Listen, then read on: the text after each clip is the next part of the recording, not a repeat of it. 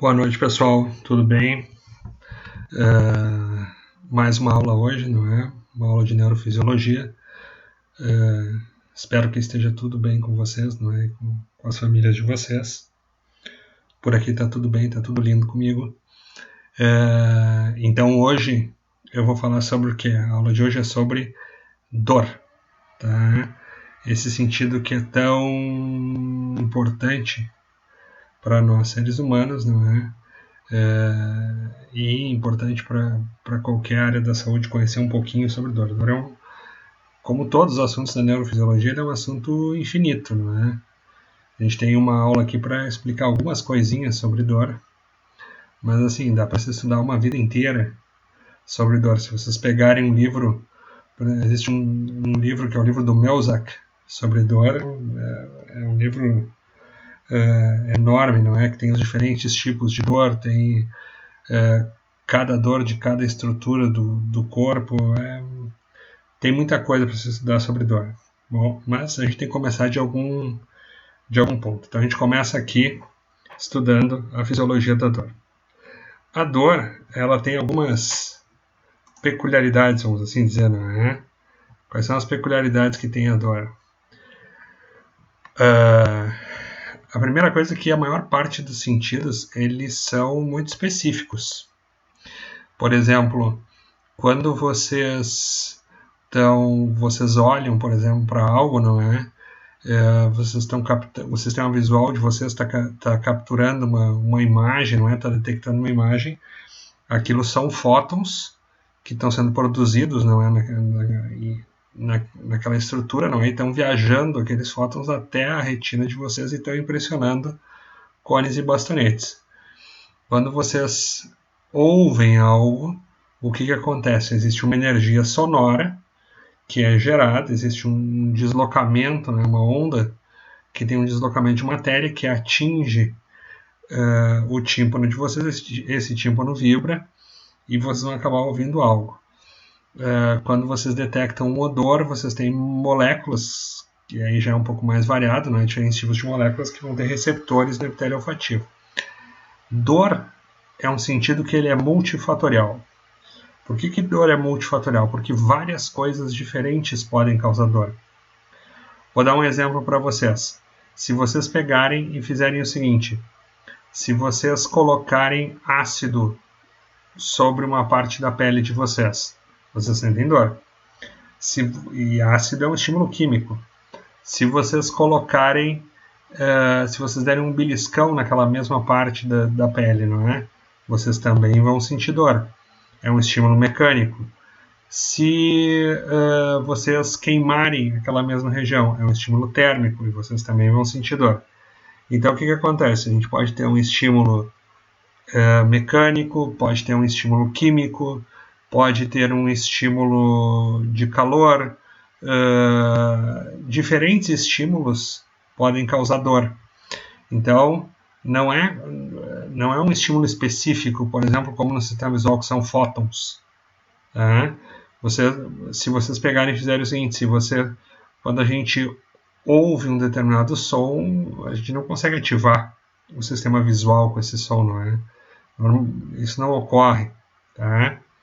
Então, aí a gente tem que pensar, se para o sistema visual o estímulo é específico, o receptor tem que ser muito específico. Então, por isso que cones e bastonetes, que são receptores muito específicos, detectam fótons. Tá? Mas e para a dor? Já que na dor a gente sente um estímulo mecânico, sente um estímulo térmico, sente um estímulo químico.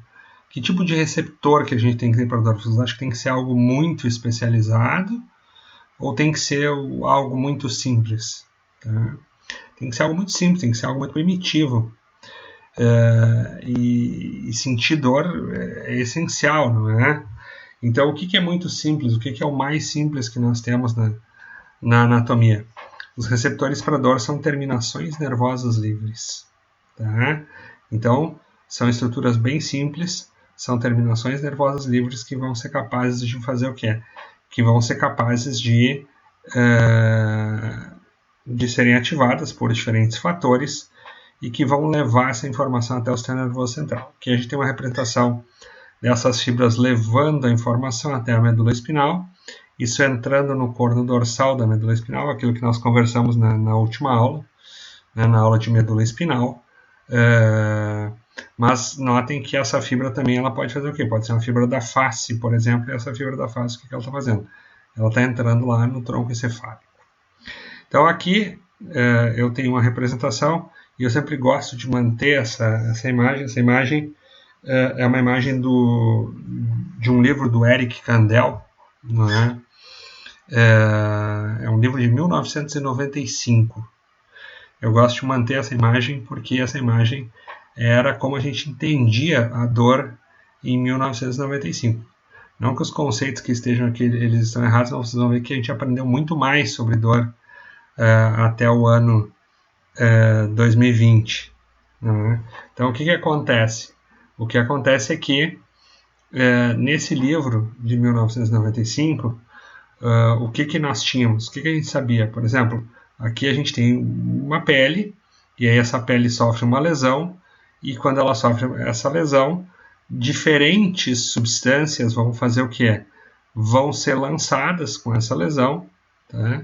E essas diferentes substâncias que vão ser lançadas com essa lesão, elas vão fazer o quê? Elas vão estimular essa fibra nervosa, elas vão despolarizar essa fibra nervosa. E quando elas despolarizam essa fibra nervosa, o que acontece? Essa informação, essa despolarização, ela percorre essa fibra nervosa e vai ativar neurônios lá na medula espinal. Então, o que a gente sabia dessa época? Você sabia o seguinte, por exemplo, vocês sabem que o principal componente do meio intracelular é potássio, não é? Então tem muito mais potássio dentro da célula do que fora da célula. Então o que acontece? Quando eu leso uma célula, não é, o que acontece? Extravasa potássio. Esse potássio aqui vai extravasar. Então esse potássio ele faz o quê? Esse potássio extravasado ele faz com que o potássio de dentro da célula de dentro do neurônio não consiga sair, com isso essa fibra nervosa despolariza, e eu tenho o quê? E eu tenho essa informação indo até o corno dorsal. Depois eu tenho uma série de outras substâncias, não é? Que vão ser liberadas pela lesão do tecido e também outras células vão acabar liberando essas substâncias. A gente tem prostaglandinas, tá? Nós temos serotonina, 5-hidroxitriptamina, nós temos bradicinina. Então essas substâncias elas fazem o quê? Sempre que eu faço uma lesão, seja uma lesão térmica, seja uma lesão mecânica, enfim, o que acontece? Eu libero esses mediadores da dor. E esses mediadores da dor, eles fazem o quê? Eles vão levar essa informação de dor até o sistema nervoso central, eles vão despolarizar essa fibra aqui. Notem que essa fibra que leva a informação de dor, ela faz o quê? Ela emite algumas ramificações aqui, ó. Tá? E essas ramificações, eu estimulo essa fibra aqui, e essas ramificações liberam substância P e CGRP, tá? São neuropeptídeos, não é? O CGRP é o peptídeo relacionado ao gene da calcitonina, e a substância P é outro peptídeo. Então, o que acontece? Esse CGRP e a substância P vão ativar outros tipos celulares. Por exemplo, quando eu libero esse CGRP e a substância P, eu ativo mastócitos, e os mastócitos liberam histamina. E histamina faz o quê? Aumenta ainda mais a intensidade da dor. Quando eu libero aqui, ó, nesse outro ramo aqui, ó, nesse outro ramo que está saindo aqui da fibra nervosa, quando eu libero o CGRP e substância P, isso vai agir sobre vasos sanguíneos. E isso vai fazer o quê? Isso vai mudar o calibre do vaso. Tá? Então aqui a gente vai ter o quê? Aqui eu vou ter uma mudança de calibre do vaso. Posso ter vasoconstrição ou vasodilatação. Tá? O que acontece? O que acontece é o seguinte. Esses mediadores químicos, não é? Essa despolarização, ela também chega aqui na medula espinal. Geralmente o neurotransmissor que é glutamato, um neurotransmissor excitatório. Tá? Esse neurotransmissor excitatório aqui, aqui também se libera CGRP e substância P, tá? Mas é principalmente glutamato. E aí vai acontecer o quê? Essa informação segue aquele caminho que eu já mostrei para vocês. Entra no coro dorsal de um lado, decursa para o sistema anterolateral do outro e ascende pelo feixe espinotalâmico anterolateral. Então esse é o caminho que essa dor vai fazer. Esse é um esquema muito simples. Depois eu vou mostrar para vocês um esquema atualizado, não é? Um esquema de uma revista importante, atualizada, e vocês vão ver como o número de mediadores da dor que a gente conhece hoje é muito maior. Não que esses mediadores aqui deixaram de ter a sua importância, não é? Eles continuam tendo a sua importância na fisiologia, mas vocês vão ver que a quantidade de substâncias hoje é muito maior. E cada dia se descobrem substâncias novas, não é? E substâncias que participam desse processo que é a dor. Mas essencialmente é o que? É uma lesão que libera mediadores da dor, que ativa essa terminação nervosa livre, e essa informação vai até o sistema nervoso central.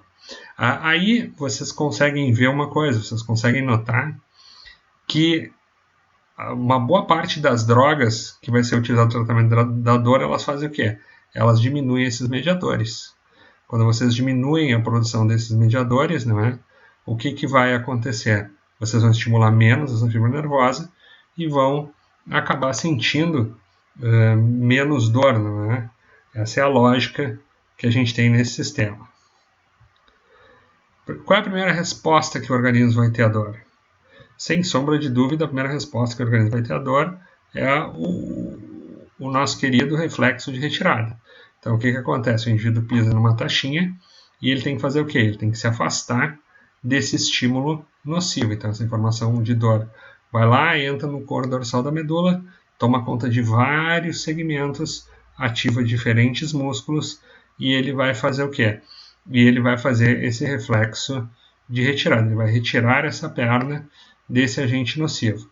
Lembrem-se que esse reflexo, se for muito intenso, não é? Se eu ativar uma quantidade grande de neurônios aqui, essa informação decursa e toma conta de neurônios lá do outro lado da medula espinal, e do outro lado eu faço o reflexo de extensão cruzada. Então eu tenho o reflexo de retirada de um lado e o reflexo de extensão cruzada do outro. Então, assim, essa é a nossa primeira resposta para a dor. Ou seja, se retirar, tirar aquele membro que está sendo lesado e tentar evitar aquele estímulo nociceptivo. Então, esse é o nossa primeira linha de ataque para a dor. Aqui a gente tem, por exemplo, exemplos de medicamentos, não é? Que seguem aquela linha que eu falei para vocês, de diminuir a quantidade de substâncias que estimulam fibras nervosas que levam à informação de dor. Esses dois medicamentos aqui, o Toragesic e o Voltaren, muito utilizados, não é? São inibidores da ciclooxigenase, inibidores da COX. Esses inibidores da COX, eles fazem o que? Eles vão diminuir, eles vão agir, não é, numa via que é a via do ácido araquidônico. O ácido araquidônico ele tem diferentes produtos, ele vai acabar gerando diferentes produtos, tá? E vai acabar, e um desses produtos é prostaglandinas. E aí o que acontece? Olha aqui, ó. Se a gente volta aqui, ó. Olha aqui, ó. Olha a prostaglandina aqui, ó. A prostaglandina estimula a fibra de dor. Se eu diminuir a produção de prostaglandina, eu vou acabar fazendo o quê? Eu vou acabar diminuindo a excitação dessa fibra nervosa aqui e vou acabar diminuindo a dor. Então a COX é uma enzima fundamental para a produção dessa prostaglandina. Se eu inibir a COX, eu faço o quê? Eu tenho menos prostaglandina, né? E vou fazer o quê? E vou acabar não estimulando tanto essa fibra aqui. Então, olha o que acontece quando eu uso um inibidor da COX, como esses fármacos aqui, eu vou acabar diminuindo essa produção de prostaglandina e vou acabar diminuindo essa dor, não é? Pelo menos atenuando essa dor. Então a gente tem como por exemplo, o Toragesic. O Toragesic ele é sublingual, não é? Tem o Voltaren. Existem alguns Voltarens com mecanismo de liberação lenta, não é? Que o indivíduo toma e dura cerca de 24 horas. Então a indústria farmacêutica tem uma série de fármacos, não é? Mas uma boa parte dos fármacos que são utilizados para dor, eles fazem o quê? Eles fazem isso aqui. Eles inibem esses mediadores aqui. Então essa é uma das lógicas, né, das drogas que são utilizadas contra a dor. Só que quando vocês usam um fármaco, vocês têm que imaginar uma coisa. Este fármaco, ele vai fazer o quê? Ele vai agir em todo o corpo. Ele não vai agir só naquele local que vocês estão sentindo dor, ele vai agir em todo o corpo e ele vai diminuir prostaglandinas em todo o corpo. Tá? Então, se a gente olha aqui, ó, por exemplo, por que quando vai se administrar um inibidor da ciclooxigenase lá para a senhorinha, se pergunta para ela o seguinte, como é que está o estômago, se ela está tudo bem e tal. E aí ela diz, não, está tudo bem, mas se ela tem um histórico de úlcera gástrica, por exemplo, o que esse remédio pode fazer? Vocês têm que lembrar, se vocês voltarem lá na fisiologia do sistema digestório, vocês têm que lembrar o seguinte, prostaglandinas fazem o quê? Vão agir lá nas células parietais do estômago e vão fazer o quê? E vão diminuir a produção de ácido clorídrico. Então, olha aqui, ó.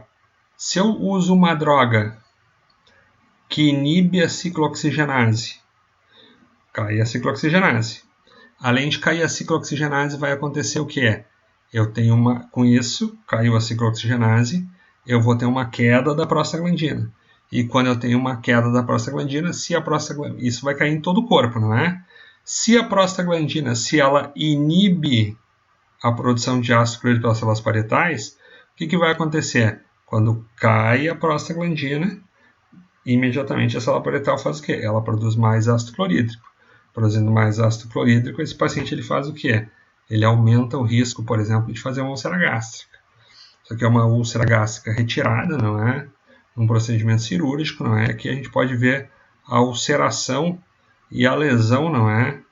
Causada por essa úlcera gástrica. Então, por exemplo, o uso excessivo de ANEs, né? De anti-inflamatórios não esteroides que inibem a ciclooxigenase, um dos parefeitos, um dos efeitos indesejados desse fármaco é o que? Como ele inibe prostaglandina, ele pode fazer o quê? Ele pode ter como efeito uma úlcera gástrica. Então, tudo tem que ser cuidado. Todo fármaco que vocês usam, vocês sempre tem que pensar nos parefeitos que esse fármaco tem, não é? E como isso vai funcionar. Tá bom? Isso aqui é uma coisa bem controversa, mas que funciona algumas vezes, não é? Os tratamentos térmicos, né? O tratamento com gelo, muitas vezes ele funciona para diminuir o processo inflamatório, não é? E muitas vezes diminuir dor. Funciona com uma quantidade grande de pacientes, não é? Se fala muito, por exemplo, o indivíduo que tira o seu siso, que ele deve colocar muito gelo para fazer o quê? Para diminuir o processo inflamatório, para fazer vasoconstrição também, não é? E diminuir o sangramento. Então, é uma alternativa também, não é? Que é utilizada em algumas situações, não é? Esses tratamentos térmicos assim, são, principalmente com frio, não é? Eles são utilizados para amenizar dor em alguns casos. Dor é uma coisa relativa. Por que dor é uma coisa relativa? Porque assim, ó, vocês estimularem terminações nervosas de dor, nem sempre elas vai estar associado àquele caráter negativo da dor. Vou dar um exemplo para vocês. Que gosto tem a pimenta? A pimenta ela não tem um gosto. Vocês não podem dizer que pimenta é salgada, vocês não podem dizer que pimenta é doce. Pimenta, na realidade, ela não é um gosto. Pimenta, na realidade, é dor. Porque o que acontece? Essa capsaicina aqui, ó, essa pimenta, ela contém capsaicina. Diferentes tipos de pimentas têm maiores ou menores quantidades de capsaicina. E o que acontece?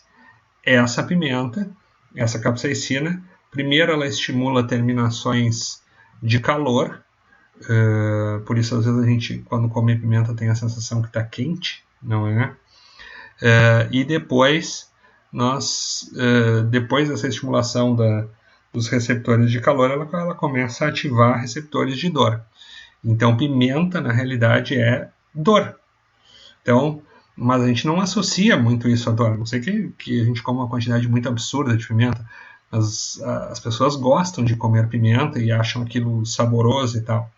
Na realidade, o que elas estão fazendo, elas estão ativando receptores de calor um pouquinho, e dali a pouco, se elas colocarem mais pimenta, elas estão ativando receptores de dor. Então, pimenta é dor. Isso é um ponto importante. Nem sempre a dor a gente encara como algo ruim. Menta, hortelã, não é? Também estimula terminações de dor. Cheiro de gasolina também estimula terminações do trigêmeo e é uma informação de dor. Algumas pessoas gostam do cheiro de gasolina. Então, esse conceito de que a dor vai ser sempre algo ruim não é um conceito muito adequado. Vocês podem estimular terminações de dor e considerar aquilo uma sensação adequada, uma sensação agradável, vamos assim dizer, não é? Isso é um ponto que é muito importante. Essa capsaicina, ela acaba tendo esse efeito, não é? Bom, aqui a gente tem essa dor entrando lá naquele corno dorsal que eu falei na aula de medula espinhal para vocês. Aqui nós temos o corno dorsal, uma representação do corno dorsal. Aqui as lâminas de Hexed, de 1 a 6. As fibras do tipo A delta, que levam o quê? Que levam informações de dor rápida. Não, essas fibras são fibras mielinizadas, são fibras mais grossas e que levam a informação mais rápido. Então, essa informação vai entrar nas lâminas 1 e na lâmina 5 de Hexed.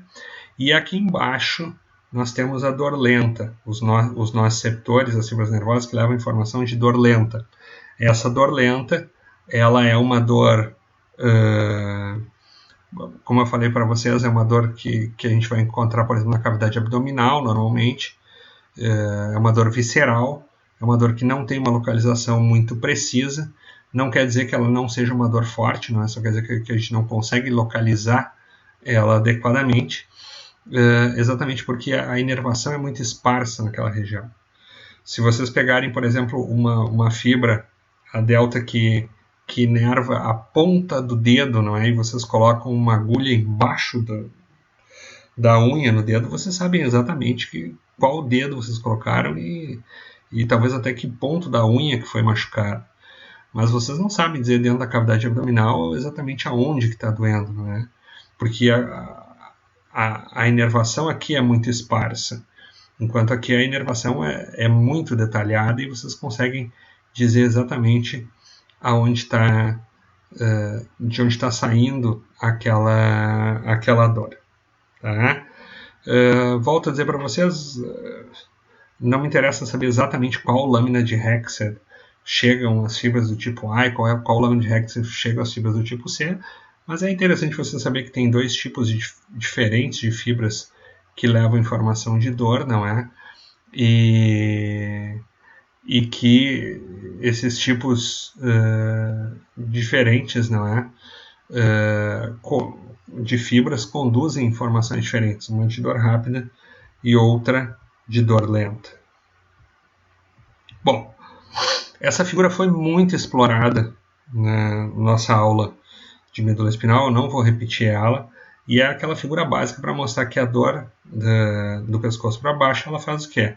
A informação de dor entra no corno dorsal da medula espinhal, isso aqui é um corte da medula espinal, aqui substância cinzenta, depois por fora substância branca. Então o que acontece? A informação de dor, ela faz o quê? Ela entra no corno dorsal da medula espinal, vão haver sinapses por aqui, ela decursa para o outro lado e ela ascende pelo feixe espinotalâmico lateral. Então, por aqui vão subir até o tálamo, não é? As informações de dor. e vai chegar até o cérebro as informações de dor.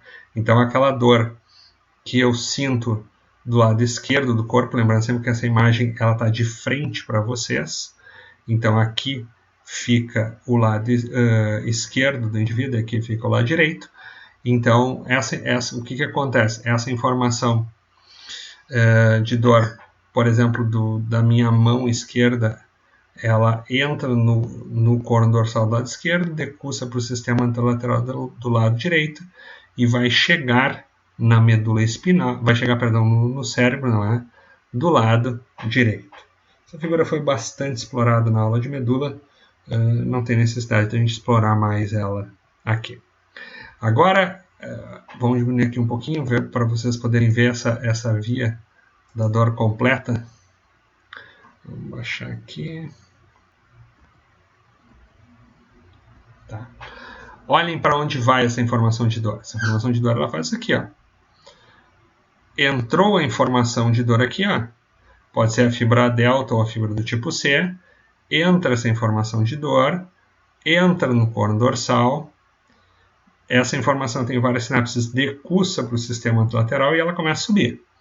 Ela está passando aqui pelo bulbo, ela está passando aqui pela ponte, ela está passando pelo mesencéfalo, tá? Depois ela vai lá para o diencéfalo, vai lá para o tálamo, e depois essa informação se projeta para o córtex somatosensorial. Esse córtex somatosensorial lá no giro pós-central. Então aqui eu vou ter a projeção para onde vai chegar essa informação de dor. Mas assim, essa é a nossa principal via para sentir dor. Aqui a dor ela vai ficar consciente. Quando ela chega aqui no córtex cerebral, ela fica consciente. Tanto que dor, tecnicamente, a gente só fala em dor quando ela atinge o cérebro. Alguns dizem que o conceito de dor é só quando chegar no diencéfalo e depois for para o telencéfalo. Então, tudo que acontece antes, toda essa transmissão que acontece antes, ela não é tecnicamente dor, ela é considerada nocicepção, que é a percepção de um estímulo nocivo, mas isso não é consciente ainda, tá bom? Bom, só que assim, ó, existem outras vias da dor. Não é só aquela via, aquela é a principal, aquela é a mais bonita, é a via que vai nos dar consciência da dor, mas tem outras vias, né? Vamos ver outras vias, vamos colocar aqui no aumento de... Vamos ver qual aumento que dê para ver melhor. Vamos ver se esse aumento aqui nos ajuda. Opa, vamos tentar 85.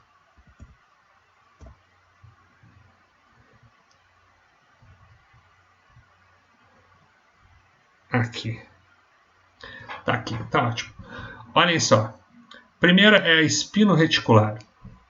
Espino-reticular significa o quê? Que a informação de dor vai chegar na formação reticular. Lembrem-se que a formação reticular é uma porção do tronco encefálico, não é? Onde substância cinzenta e substância branca começam a se misturar. E se eu começar a misturar substância branca em substância cinzenta, o que vai acontecer? Quando eu começo a misturar substância branca e substância cinzenta, eu tenho uma estrutura, uma forma de um retículo, de uma rede. Por isso, essa região tem o nome de formação reticular. Então, como é que funciona essa via? Essa via funciona assim, ó. A informação de dor entra aqui, ó, pelo corno dorsal desse lado. Imediatamente decursa para o sistema anterolateral.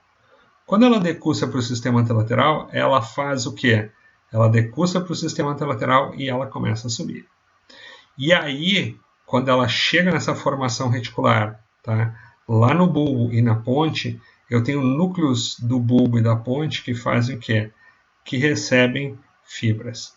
Então, eu tenho uma via que ela é espino-reticular, ou seja, ela parte da medula espinal e ela chega até a formação reticular.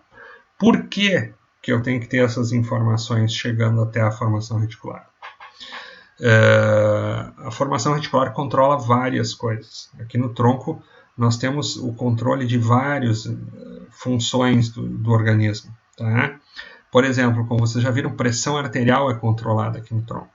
Esse controle da pressão arterial aqui faz o seguinte: Se o paciente sente muita dor, o que acontece? Isso estimula neurônios da formação reticular e vai mudar a pressão arterial.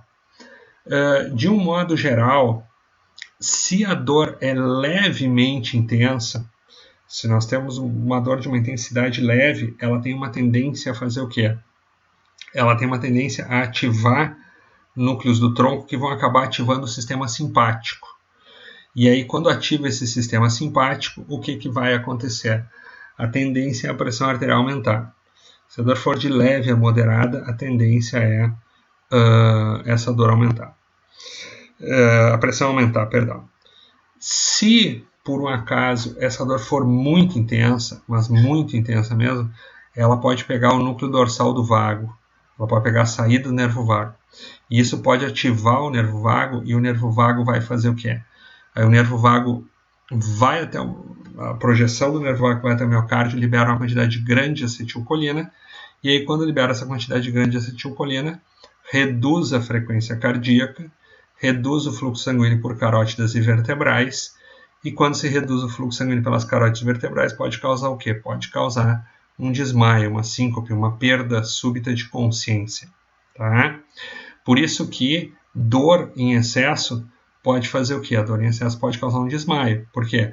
Porque essa informação vem aqui, ó, ela sobe e chega até a formação reticular e vai acabar ativando esse nervo vago. Aqui nesse tronco encefálico, principalmente no bulbo, aqui nós temos o centro do vômito. Hoje a gente já sabe na neurofisiologia que tem mais de um centro do vômito. Tem mais de uma região que é ativada e vai acabar desencadeando o vômito. Mas o centro do vômito mais conhecido é uma área chamada área pós-trema, não é? Que é uma área do tronco cefálico que quando estimulado acaba gerando vômito. Por isso que é muito comum o paciente que sente dor, ele faz o quê? Ele acaba sentindo náusea, não é? Isso é muito comum, o paciente ele faz, por exemplo, um entorse de tornozelo e aquela dor enorme do entorse de tornozelo, ela vem associada ao quê? Ela pode vir associada, por exemplo, a uma vontade de vomitar, pode vir associada à náusea. Muito paciente refere isso. As sensações de dor muitas vezes causam náusea no paciente. Tá? Então, essa é a via espino-reticular. Essas são algumas das funções dela, não é? Mas para vocês verem como dor não é algo tão simples assim, não é só você sentir a dor, não é só chegar e ir até o córtex. Ela passa pelo tronco e ela vai causando seus estragos, não é? A informação de dor, ela vai deixando seu recado ao longo do sistema nervoso. Essa via aqui é uma via muito legal. Essa via é espinomesencefálica. A espinomesencefálica é uma via que acontece isso aqui, ó. A informação de dor entra, ela ascende, tá? Entra, decursa para o outro lado, não é? Ascende pelo sistema lateral, do mesmo modo como todas as... E ela faz o quê? E ela chega aqui nessa região que é a substância cinzenta periaqueductal. Essa substância cinzenta periaqueductal, ela faz muitas coisas, tá? Depois vocês vão ver que essa via está associada com analgesia do estresse. Quando vocês ficam em uma situação de estresse, vocês precisam de uma analgesia. Vocês imaginem, por exemplo, vocês estão correndo de um leão e vocês quebram uma unha, vocês não podem ficar pensando, quebrei a minha unha. Vocês têm que continuar correndo. Vocês não podem sentir aquela dor no momento. Então, aquela situação de estresse extremo, ela tem que suprimir a dor. Então, depois eu vou falar sobre essa substância cinzenta periaqueductal, fazendo o quê? Inibindo essa sensação de dor. Quando se estimula essa substância cinzenta periaqueductal, isso se faz muito em ratos, não é? O rato, quando vocês colocam eletrodos na substância cinzenta periaqueductal, fica em volta do aqueduto, não é? Tá aquele, não é? Quando vocês estimulam essa substância cinzenta periaqueductal, o animal tem um comportamento chamado de freezing behavior, que é um comportamento de congelamento. Ele congela quando você estimula essa região. Por que nós fazemos freezing? Nós fazemos freezing pelo seguinte, nós fazemos freezing porque quando os mamíferos, a teoria, não é, que se tem sobre isso, Quando os mamíferos surgiram na Terra, eles eram o quê? Eles eram lanche dos grandes répteis. Os mamíferos eram pequenos, eram quentinhos, os grandes répteis andavam por ali e eles comiam esses mamíferos. Só que répteis e anfíbios, o sistema visual deles só detecta o que se move. Então, o sistema visual deles não é capaz de detectar o que não se move. Então, alguns mamíferos começaram a ter situações que eles ficavam parados, quando ficavam com muito medo, e aí o sistema visual dos répteis não detectava esses mamíferos e eles não eram comidos. E esses genes começaram a ir para frente. Afinal, era um gene que ajudava muito o indivíduo a sobreviver. Então, é muito possível que quando a gente entre em uma situação de estresse muito grande, a gente faça o quê? A gente ative essa substância cinzenta periaqueductal e faça o quê? E faça um mecanismo de freezing. Isso explica, por exemplo, por que vocês, por exemplo, quando são assaltados, quando a gente é assaltado ou passa por algum período, a gente congela por alguns instantes. O correto não seria congelar, o correto seria o córtex providenciar algum movimento para que a gente escapasse daquilo, mas nós congelamos de medo. O congelar de medo é porque essa substância cinzenta periaqueductal ela fica ativada. Como ela é um mecanismo muito importante para a analgesia do estresse, então além de congelar, o indivíduo faz o quê? O indivíduo acaba desencadeando uma reação de analgesia. E aí ele faz essa reação de analgesia, e essa reação de analgesia, digamos que alivia ele naquele momento de estresse.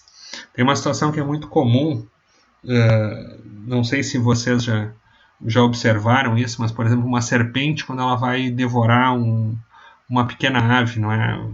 No campo, assim, uma serpente vai devorar um pintinho. Então, o que acontece? O pessoal do interior diz que a serpente hipnotiza o pinto. Não é que ela hipnotize o pinto. O que acontece? Aquilo é inescapável para o pinto. Ele fica com tanto medo que isso faz o quê? Que isso ativa a substância cinzenta periaqueductal, ou a estrutura equivalente no encéfalo de um pinto. Né? Eu não conheço muito bem o encéfalo das aves, não sei se é exatamente essa estrutura, mas deve ser um análogo dela. Não é? Então, ativa essa região e o animal faz o quê? Ele entra num comportamento de freezing. Quando ele entra naquele comportamento de freezing, ele vai ser devorado pela serpente no comportamento de freezing. Mas isso deve causar uma analgesia nele também.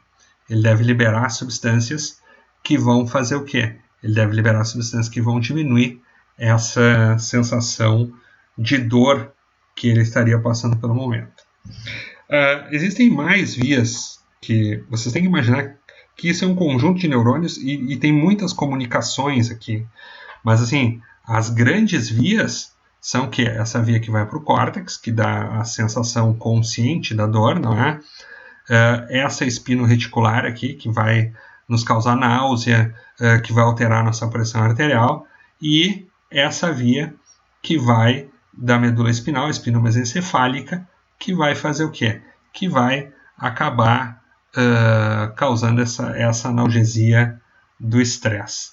Essas são as principais vias de dor que nós temos em seres humanos. Lógico que tudo aqui eu estou falando a princípio do pescoço para baixo, porque eu estou mostrando a medula espinal, tá?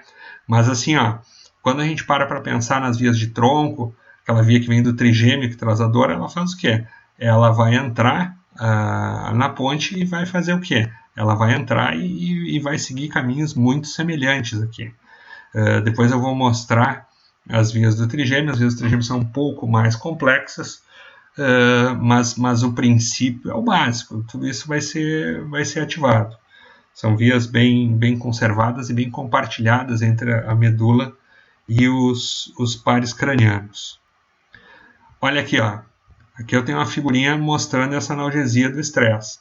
Então, olha aqui, eu tenho isso aqui, Se eu ativo a substância cinzenta periaqueductal, ela faz o quê? Ela vai ativar essa área aqui, essa área A5 aqui, lembrando, isso aqui a gente está lá no mesencéfalo, não é? Aqui a gente vai estar na ponte, né? Aqui no bulbo e aqui na medula espinal. Então, por exemplo, se eu ativo essa substância cinzenta periaqueductal, eu já vou ativar o quê? depois já vou ativar essa área A5 aqui, e essa área A5 vai fazer o quê? Ela vai liberar noradrenalina aqui na medula espinal, tá? Essa substância cinzenta periaqueductal, não é? Ela vai ativar essa porção rostral, porção mais anterior, ventromedial do bulbo, e daqui também vão partir fibras que vão liberar o quê? Que vão liberar serotonina, tá? Aqui eu tenho o tálamo também, quando o indivíduo sente o tálamo vai acabar ajudando nisso, não é? Ele faz o quê? Eu tenho uma via que libera dopamina lá na medula espinal. O que é essa dopamina, o que é essa norepinefrina, o que é essa serotonina? Tudo isso que está sendo liberado aqui na medula espinal está fazendo. Na realidade, eu estou causando uma inibição aqui da entrada da informação de dor. Então, eu estou inibindo essa informação de dor aqui, para que essa informação de dor não entre, não é? E que faça o quê? Não entre e não consiga progredir. Por isso que o paciente acaba fazendo uma certa analgesia. Tá? Notem que essa é uma resposta muito coordenada. Antigamente se pensava que essa era uma resposta só do mesencéfalo, ou seja, o mesencéfalo fazia tudo. Mas não, eu tenho neurônios que partem do mesencéfalo, que vão ativar neurônios que partem da ponte, que vão ativar neurônios que partem do bulbo. Essa resposta também é uma resposta que parte aqui mais de cima, não é? Vocês vão ter lá o diencéfalo também participando, não é? E vão ter até o córtex participando. Esse giro do cíngulo aqui, essa região ela é uma região muito interessante em termos de dor. Depois eu vou falar um pouco de algumas neurocirurgias que são utilizadas para tratar dor, cada vez menos, não é? Eu vou falar um pouco do giro do cíngulo, mas o giro do cíngulo, se descobriram coisas interessantes sobre o giro do cíngulo. Em ratos, quando a gente coloca um rato para passar por uma situação de dor, ele ativa o giro do cíngulo. Tá? E quando ele ativa o giro do cíngulo, se tem um outro rato que está olhando esse animal passar por esse momento de dor, ele ativa o giro do cíngulo com o mesmo padrão de disparos. Então, a empatia que um animal tem pelo outro, ele é gerado pelo quê? Ele é gerado por uma ativação do giro do cíngulo de um animal que acaba ativando o giro do cíngulo do outro. Então, muito provavelmente a sensação de empatia que a gente tem por alguém que tá passando dor, que está passando por um momento difícil, provavelmente são neurônios espelho que estão refletindo o que está acontecendo no giro do cíngulo de um indivíduo com o giro do cíngulo do outro.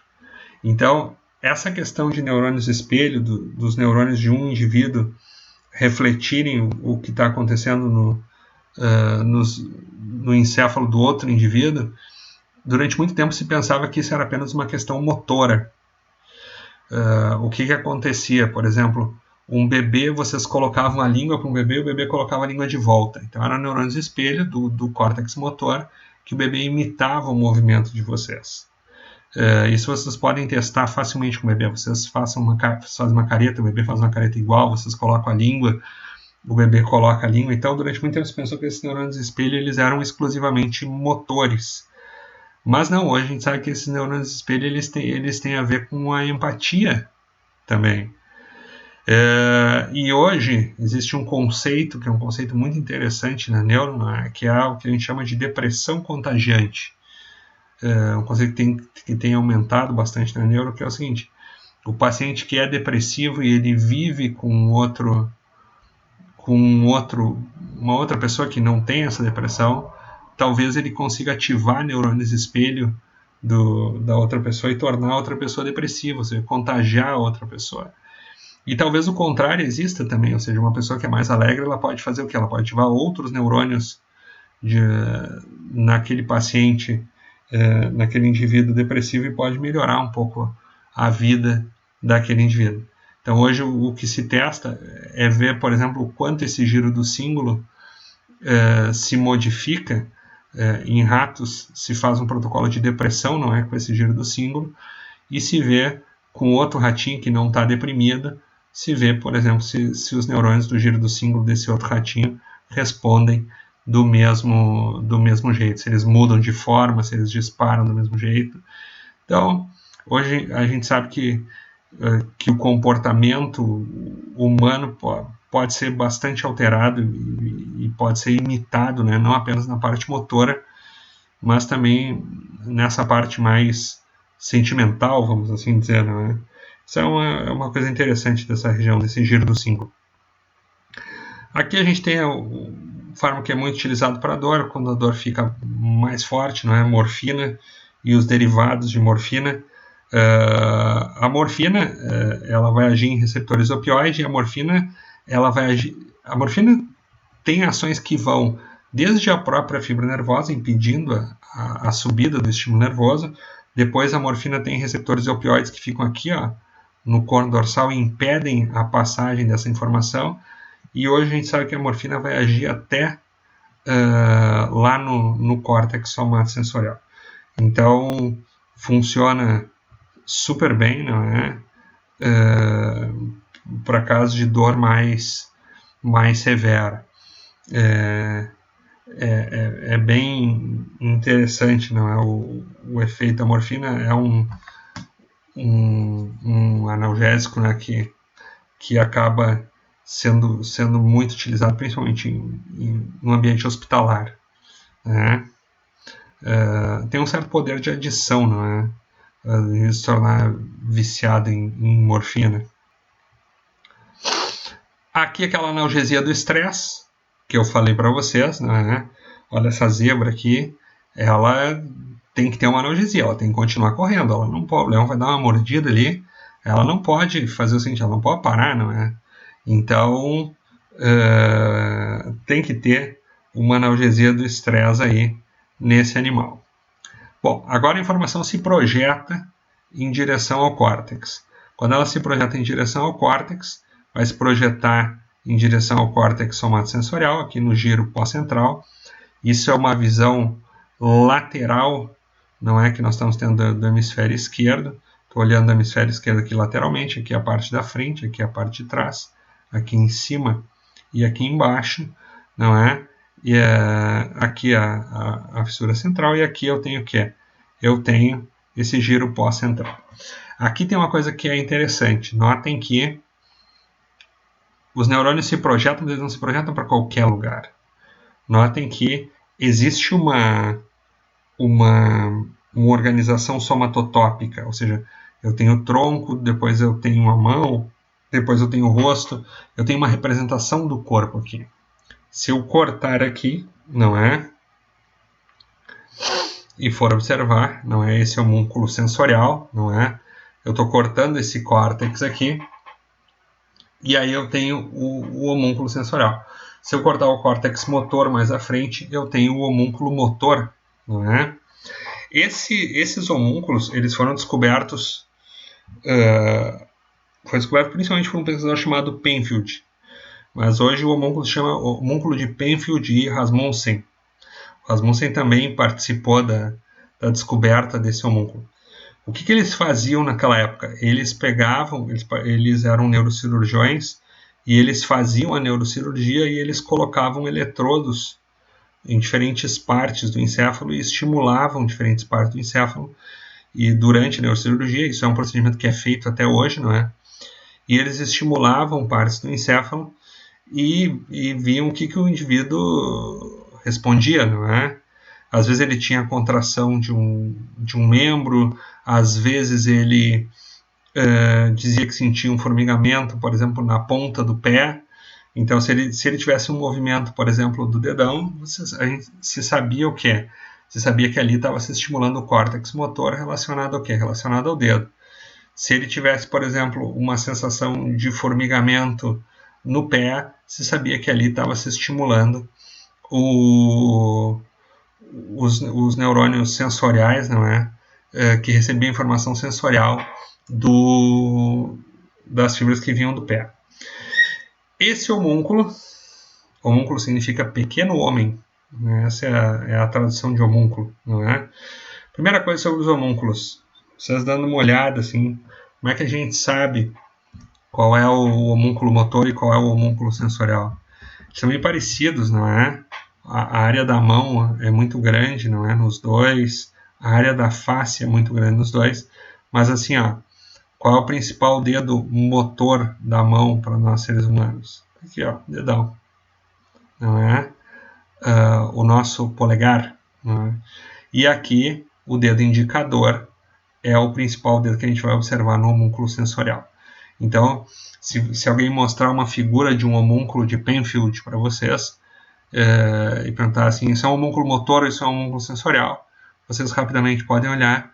Se vocês tiverem o polegar, não é, maior, isso é um homúnculo motor, e se vocês tiverem um indicador maior, isso é um homúnculo sensorial. O que a gente pode notar, por exemplo, nesse homúnculo sensorial? Olhem a quantidade de área encefálica, por exemplo, que se usa para os lábios aqui, ó. Olha a quantidade de área encefálica que se usa para a boca. Olha aqui, ó. Tudo isso aqui é boca, ó. Tá? Lábio superior, lábio inferior. Depois aqui nós temos os dentes, a gengiva, a mandíbula. E olha aqui, ó. Até a língua aqui, ó. Tudo isso aqui é boca. Ou seja, significa que se tem muita sensibilidade aqui. Tá? Olha aqui, ó. Olha a parte relacionada à face, como é grande também. Não é? Agora vamos dar uma olhada aqui, ó. Se a gente for aqui, ó, e for olhar, por exemplo, o tronco do indivíduo, olha como é muito menor o tronco, é uma área muito grande do corpo, não é? Como é muito menor, por exemplo, que a face. Isso explica muitas coisas, não é? É muito menor, por exemplo, que a representação que se tem das mãos. Isso explica muita coisa. O que eu já tinha dito em aulas anteriores para vocês, se vocês colocarem uma agulha nessa região do tronco aqui, ó, primeiro já tem uma inervação menor lá nas costas. E essa inervação, além dessa inervação menor lá nas costas, tem uma representação menor aqui no córtex. Se vocês colocarem uma agulha, por exemplo, embaixo da unha, vocês já têm uma quantidade muito grande de neurônios inervando embaixo dessa unha, e vocês ainda vão ter uma representação cortical muito grande. Por isso que a sensação de dor ali vai ser uma sensação muito maior, não é? O homúnculo motor, ele segue um padrão parecido, não é? Logicamente a gente tem precisa de muito mais movimentação na face, muito mais neurônios motores relacionados à mão do que ao tronco, não é? Então eles seguem padrões bem semelhantes. Vocês podem perguntar assim, o homúnculo motor é sempre o mesmo, o homúnculo sensorial é sempre o mesmo? Não. Se vocês tiverem uma situação, por exemplo, que você... Na realidade, isso são homúnculos simplificados, não é? Quando vocês vão olhar, por exemplo, o homúnculo, vocês vão ver que cada dedo tem uma representação no homúnculo sensorial. Então, o que acontece? Vocês têm 5 dedos. Então, lá no córtex, vocês têm um lugarzinho para cada dedo, onde vão chegar as fibras relacionadas à sensibilidade de cada dedo. E o que vai acontecer? Então, se vocês perdem um dedo, os dedos que estão ao lado vão fazer o quê? Vão começar, com o tempo, não é? Com o passar dos anos, a área dos dedos do lado começa a tomar conta e começa... Vocês têm 5 dedos. Então, vocês perdem o terceiro dedo. O que vai acontecer? Com o tempo, o segundo e o quarto dedo começam a tomar conta da área que era do terceiro e vão aumentar a sua representação cortical. Então, esse homúnculo, ele não é uma coisa fixa, tá? Se vocês começam a utilizar muito, por exemplo, o tato epicrítico de vocês, talvez vocês mudem um pouco a disposição desse homúnculo, talvez vocês aumentem um pouco a representação cortical da mão de vocês. Então, isso depende muito do quanto se usa ou não essa estrutura, tá? Não é uma coisa como o GOL, não é na frenologia que vai crescer e vai mudar a caixa craniana, não. Mas, assim, pode haver uma mudança discreta aqui nessa representação cortical. Isso é uma coisa que que a gente vai encontrar na neurofisiologia. Bom, isso aqui é muito em desuso, não é? Neurocirurgias para diminuir a dor. Talvez as secções nervosas, não é? Principalmente em dor do trigêmeo pode ser interessante. Algumas secções de nervos periféricos são feitas, não é? Mas assim, cada vez se usa menos. E por que se usa cada vez menos isso? Se usa cada vez menos isso porque as drogas que são utilizadas para o tratamento da dor, né, principalmente os derivados de morfina, funcionam cada vez melhor.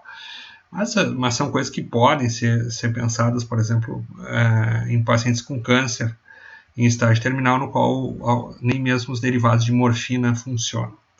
Aqui a gente tem alguns exemplos, não é?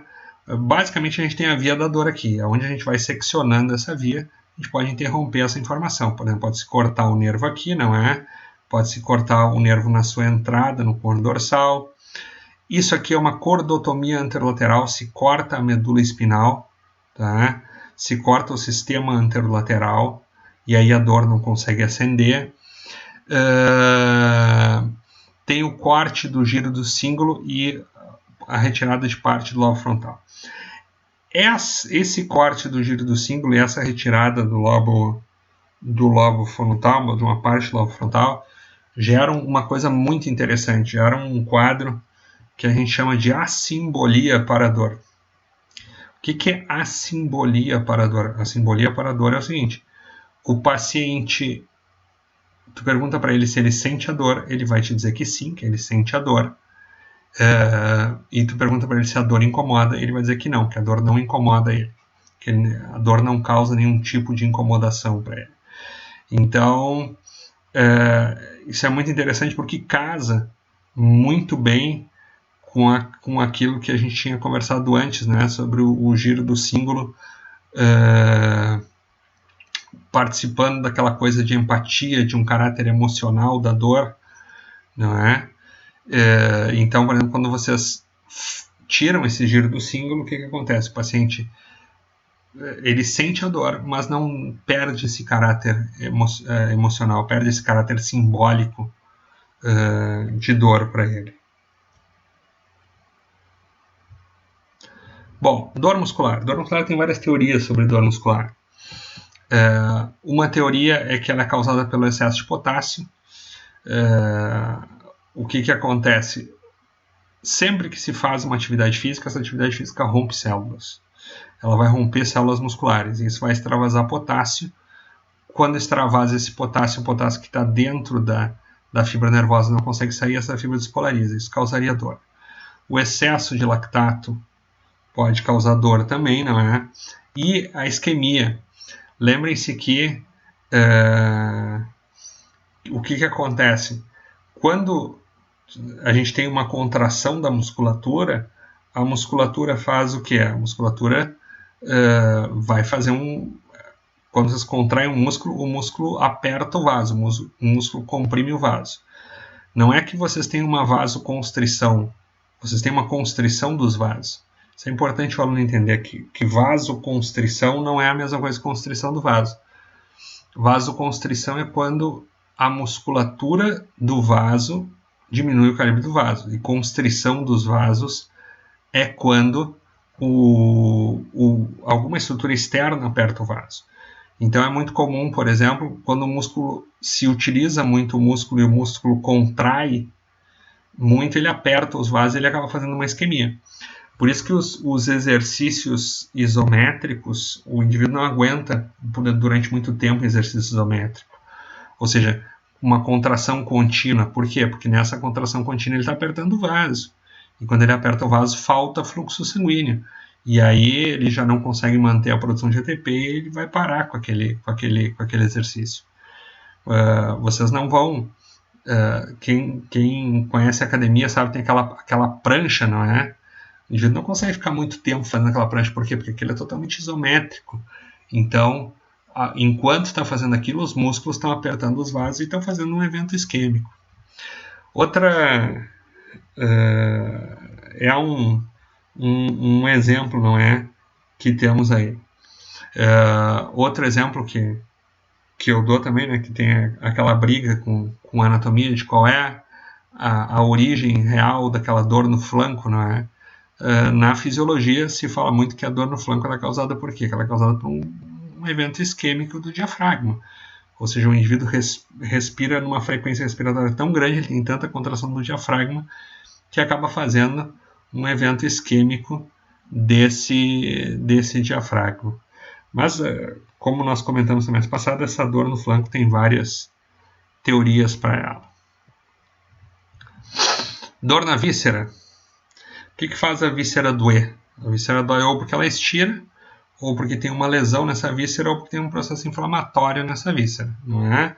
Pode estirar, por exemplo, por gases, pode lesar, por exemplo, sei lá, por ácido clorídrico demais na parede do estômago, e pode fazer um processo inflamatório. Aqui a gente tem as fibras que vão conduzir essa informação de dor, não é? Fibras do sétimo e do nono. Alguém vai dizer, tá, mas o sétimo e o nono não inervam lá do pescoço para baixo. Sim, mas vocês não podem esquecer das glândulas salivares, não é? Que são vísceras, né? Que são inervadas pelo sétimo e pelo nono. O décimo nervo vago, que é o principal nervo para inervar aqui para baixo, e medula espinal de S2 e S4. E algumas fibras do sistema simpático também acabam levando alguma coisa. Essa dor, muitas vezes, ela vai acabar atingindo o tronco cefálico, não é? E quando ela atinge esse tronco cefálico, ela pode causar náusea e êmese, não é? Lembre-se que êmese é vômito. Tanto que um emético é uma droga que causa vômito e um antiemético é uma droga que inibe esse vômito. Uma reação muito comum para essa dor visceral é o paciente aumentar o tônus da sua musculatura abdominal, fazendo o que a gente chama de reação em escudo. É uma reação exatamente para proteger essa cavidade abdominal, não é? Nessa dor visceral. Dor referida. O que acontece? Na dor referida, o indivíduo ele faz o quê? Na dor referida, o indivíduo ele tem uma dor somática, não é? Ele tem uma dor visceral, não é? Algo que vai acontecer nas vísceras, tem uma víscera inflamada, por exemplo, e ele refere numa estrutura somática, ele refere numa estrutura da pele. Aí vai se perguntar, mas como é que ele refere uma coisa tão distante, né? Até embriologicamente, não é? Vocês têm a pele aqui formada pelo ectoderma e vocês vão ter a víscera lá formada pelo endoderma, são estruturas diferentes. Como é que isso funciona, não é? O que acontece? Para isso a gente segue a regra do dermátomo, não é? Ou seja, a regra do dermátomo, a gente vai ter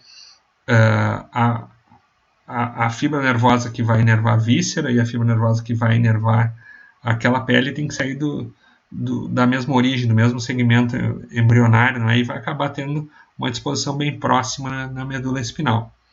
Então, olha aqui, ó, por exemplo, o paciente às vezes sente dor numa víscera e ele faz o quê? Ele pode referir dor no peito do lado esquerdo, ele pode referir dor no peito dos dois lados ou pode referir dor no peito do lado esquerdo e, por exemplo, no braço esquerdo. Uma coisa que é muito comum, o paciente começa a sentir uma dor no peito e no braço esquerdo e ele corre para o hospital. E ele leu lá na internet, não é, que dor no peito e no braço esquerdo é infarto agudo do miocárdio. Só que na realidade às vezes não é, às vezes ele tem gases só, e esses gases fazem o que? Acabam gerando essa dor referida aqui.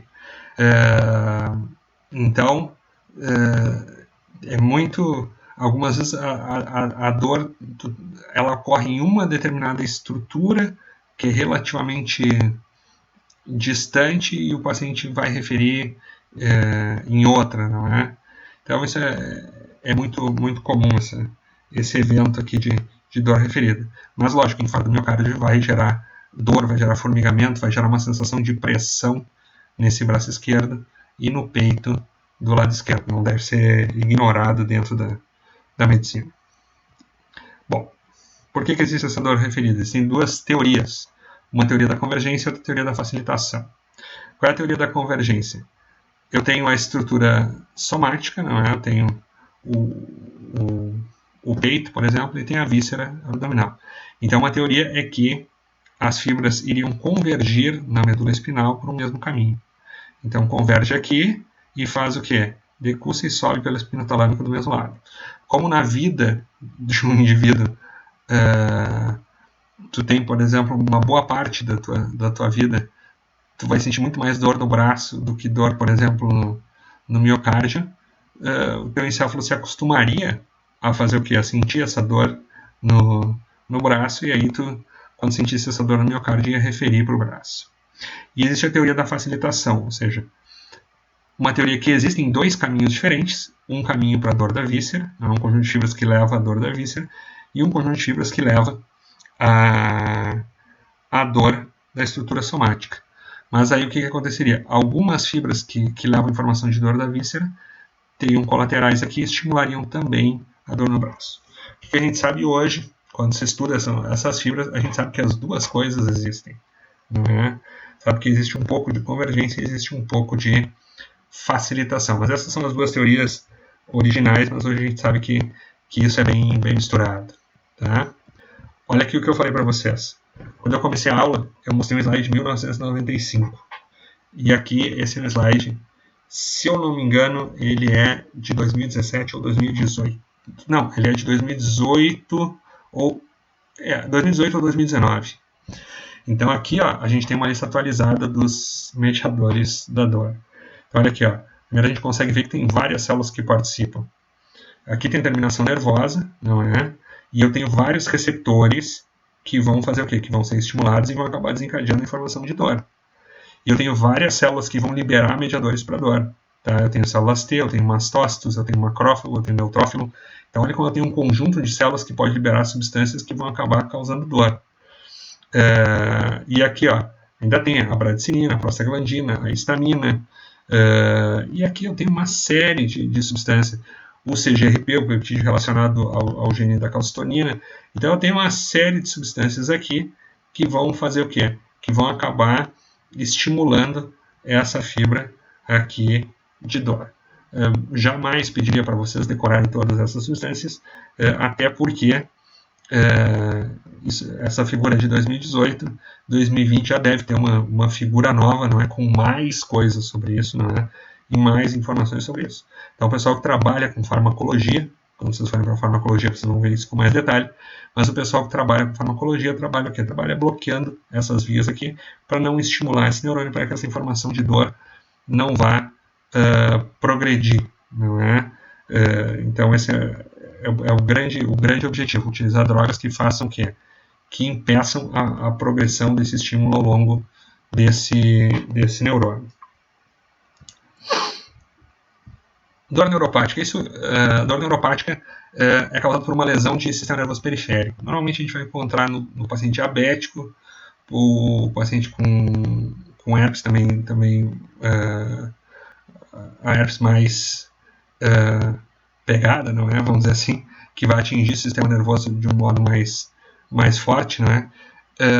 Vai apresentar essa lesão do sistema nervoso periférico e pode apresentar essa dor. Mas a dor neuropática às vezes aparece no paciente amputado.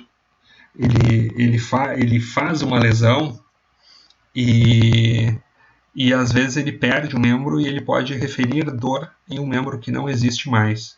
Isso é bem comum em paciente amputado. O histórico de dor do paciente também afeta muito essa sensibilidade de dor que ele tem. Então, o que acontece? O paciente ele faz assim, ó, ele tem uma lesão, ele machuca o pé e ele fica com dor no pé um certo tempo no hospital até que se resolve amputar o paciente. Às vezes ele refere dor num pé que ele não tem mais. Então, essa é uma coisa que pode acontecer. Ele pode referir essa dor para um membro fantasma, não é? Essa imagem aqui, essa síndrome do membro fantasma, esse é o Almirante Nelson. Quando vocês vão a Londres, a estátua mais alta que tem em Londres é a do Almirante Nelson. O Almirante Nelson, ele derrotou Napoleão. E o Nelson tem uma história muito interessante do Nelson, que ele perde um braço numa batalha, não é? ou pelo menos perde parte do braço, não sei exatamente o detalhamento anatômico da perda dele, né? Mas ele perde um braço em uma batalha e ele escreve uma carta para a rainha da Inglaterra e na outra batalha que ele vai ter, a seguinte batalha, né, é quando ele derrota Napoleão. E aí ele escreve uma carta, ou dita uma carta, ele deve ter ditado a carta se ele perdeu o braço que ele escrevia, e ele escreve na carta o seguinte, ele escreve que ele tinha certeza da vitória inglesa. Por que ele tinha certeza da vitória inglesa? Ele tinha certeza da vitória inglesa porque ele podia sentir a espada dele na sua mão. E aí ele sentia essa espada e ele tinha certeza que eles iam vencer. Na realidade, o que ele tinha era uma síndrome do membro fantasma. Ou seja, ele tinha perdido há pouco tempo aquele membro, não é? Tinha algumas terminações nervosas ainda que levavam informação para o encéfalo dele e ele tinha a sensação que ele tinha aquele membro. Isso é muito comum nos pacientes nos primeiros tempos, assim, após a amputação. Isso é um evento bastante comum. Papel da experiência na dor. A dor depende muito da experiência que vocês têm. A dor depende de todo o evento que acabou causando a dor, para o paciente referir essa dor com mais ou menos intensidade. Vou dar um exemplo para vocês. Vocês vão no churrasco da turma. E aí vocês vão no churrasco da turma e vocês estão lá felizes, alegres no final do ano. E aí alguém faz um entorse de tornozelo. E aí faz esse entorse de tornozelo, vai haver uma dor, mas sei lá, tá com os amigos, tá curtindo, tá divertido ali. Quando fizer um entorse de tornozelo de novo, aquele entorse de tornozelo foi associado a um evento bom, assim. Vai sentir dor por aquele novo entorse de tornozelo, mas aquilo não vai ser associado a uma experiência ruim, uma experiência dramática, não é? Mas agora vamos pensar uma outra coisa. Vocês estão andando numa estrada escura, numa montanha, numa van cheia de gente e aquela van cai num penhasco. Tá? E vocês estão com a família de vocês naquela van e morre todo mundo. Só sobra o indivíduo aqui. Só sobra esse indivíduo. E esse indivíduo faz o quê? Esse indivíduo tem só um entorse de tornozelo. Você já parou para pensar que experiência dramática que é para ele? Então, quando ele tiver um outro entorse de tornozelo, todas aquelas sensações podem vir à tona. Então, dor tem muito do papel da experiência. Então, é muito comum o paciente ele faz o quê? Às vezes ele passa muito sofrimento em eventos cirúrgicos e ele faz o quê? Aí ele volta para o hospital e ele refere o quê? Às vezes ele refere dor, ele tem uma dor na cavidade abdominal e o local daquela dor não é o local que ele está referindo. Ele pode referir o quê? Pode referir essa dor no local da cicatriz, onde ele fez uma cirurgia na cavidade abdominal. Então, isso é uma coisa muito comum. A experiência que o paciente tem é muito comum. Esse papel da experiência se nota muito no odonto, né? O paciente, por exemplo, ele passa por um tratamento de canal severo e ele faz o quê? Ele passa por um tratamento de canal severo e ele volta no dentista, o tratamento de canal é resolvido, tudo certo, e às vezes ele volta no dentista, ele tem uma cárie em um outro dente e ele refere a dor naquele dente que ele fez todo o tratamento. Por quê? Porque ele teve uma experiência de dor muito significativa naquele dente durante um certo tempo. Então isso é uma coisa bem interessante quando a gente fala em dor. Olha a inervação do trigêmeo aqui, né? Nosso principal nervo que leva a informação de dor da face, não é? Com os seus 3 ramos, não é? Por isso chamado de nervo trigêmeo, não é? O oftálmico, o maxilar e o mandibular.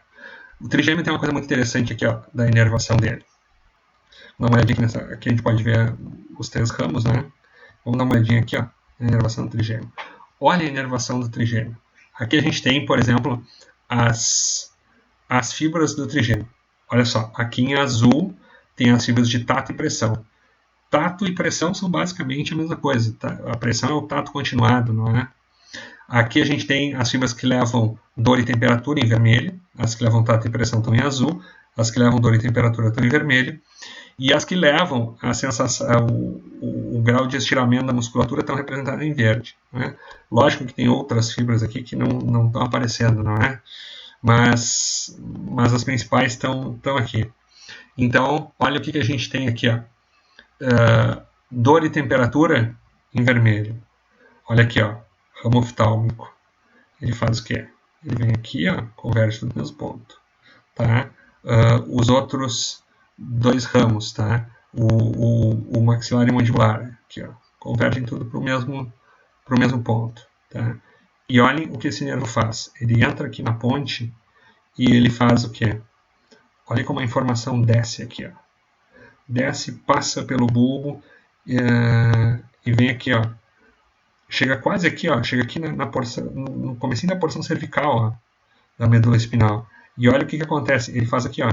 Tem uma série de fibras, ó, que decussam e vão para o outro lado, mas tem uma série de fibras que seguem lateralmente. Você já começa a ter uma inervação diferente, né? Já começa a ter uma representação bilateral. Lógico que a maior parte das fibras passa por outro lado, decussa, tá? Mas tem alguma representação bilateral aqui, ó. Mas o mais interessante disso é, olhem o seguinte, olha o trajeto desse nervo lá dentro do tronco, olha o trajeto dessas fibras lá dentro do tronco. Vai passar pela saída do quê? Vai passar pela saída do facial, vai passar pela saída do glossofaríngeo, vai passar pela saída do vago, tá? Olhem a comunicação que ele faz aqui, ó, ao longo do tronco cefálico. Isso tem um significado fisiológico muito interessante. Vocês conseguem notar que esses nervos aqui, ó, eles estão praticamente ligados? Que vocês têm o quê? Que vocês têm um conjunto de... O trigêmeo, ele faz o que? Olha a sigla de dor do trigêmeo, esse vermelhinho aqui, ó. Desce aqui, ó, e vai fazer o quê? E vai fazer uma ligação com os outros pares cranianos. Por isso que existe um reflexo, que é um reflexo muito bonito, não é? Da fisiologia, que é um reflexo que a gente chama de trigêmeo inocárdico, ou oculocárdico. Se vocês fazem assim, se vocês fazem aqui, ó, vocês estimulam o ramo oftálmico do trigêmeo, vocês comprimem o globo ocular com força, tá? Não façam isso em casa, tá? Vocês comprimem o globo ocular com força, vocês estimulam esse ramo oftálmico, ele faz o que? Essa fibra despolariza, entra aqui, ó, desce e pega o que? Pega a saída do vago e hiperativa o vago. Vocês estão ligando o trigêmeo com o vago. Então, olha o nome do reflexo. Óculo cárdico. Olho, coração. Então, vocês fazem o quê? Vocês colocam pressão aqui no globo ocular, vocês ativam as fibras do trigêmeo, isso entra no tronco cefálico, isso desce, isso vai até o bulbo, ativa a saída do vago, o nervo vago vai lá no coração, libera acetilcolina e diminui a frequência cardíaca. Vocês comprimem o globo ocular e vão acabar diminuindo a frequência cardíaca. Reflexo conhecido como trigêmeo inocárdico. Tá? Pode até uma massagem leve no globo ocular fechado, assim, pode até diminuir um pouco a pressão arterial, pode até diminuir um pouco a frequência cardíaca. Não é uma manobra de primeira ordem, assim, mas é uma coisa que pode ajudar um pouco, tá? Mas tudo que vocês aprendem na fisiologia, não pensem em sair aplicando por aí, não saia apertando o olho das pessoas para diminuir a pressão arterial e diminuir a frequência cardíaca, tá? Porque isso é gerador. Antigamente tinham aulas de fisiologia em cães que a gente aplicava muito esse reflexo, apertava o olho e na hora o coração parava. Uma aula fisiologicamente bonita assim, de se ver, não, se via a resposta na hora, se via a parada cardíaca na hora. Então isso explica algumas coisas, por exemplo, por que o indivíduo que sente muita dor na face, ele faz o quê? Por que isso altera a pressão arterial dele? Não é? Vocês lembram que eu falei para vocês que a dor em excesso, ela faz o quê? Ela pode causar bradicardia, pode reduzir a pressão arterial, pode até causar um desmaio, não é? Então, se vocês pararem para pensar, por exemplo, aquele cara que leva um soco no rosto e faz o quê? E sente uma grande dor na face. Essa dor na face, ela não faz o quê? Quando ele sente essa dor na face, ele não está ativando o trigêmeo. Quando ele está ativando o trigêmeo, ele está fazendo o quê? Essa informação entra no tronco encefálico, desce, ativa o nervo vago, libera acetilcolina no coração, diminui a frequência cardíaca, falta fluxo sanguíneo por carótidas vertebrais e desmaia. Por isso que bater a face com muita força não pode causar um desmaio. Pode ser por quê? Por ativação desse trigêmeo e causando um reflexo trigeminocárdico. Tá? Com esse reflexo, eu deixo vocês por aqui, tá bom? Espero que vocês tenham aprendido bastante sobre dor. Espero que esteja tudo legal com vocês durante esse recesso que a gente está passando. Que fique tudo bem. Agora são 2 horas da manhã e uma boa noite para vocês. Grande abraço.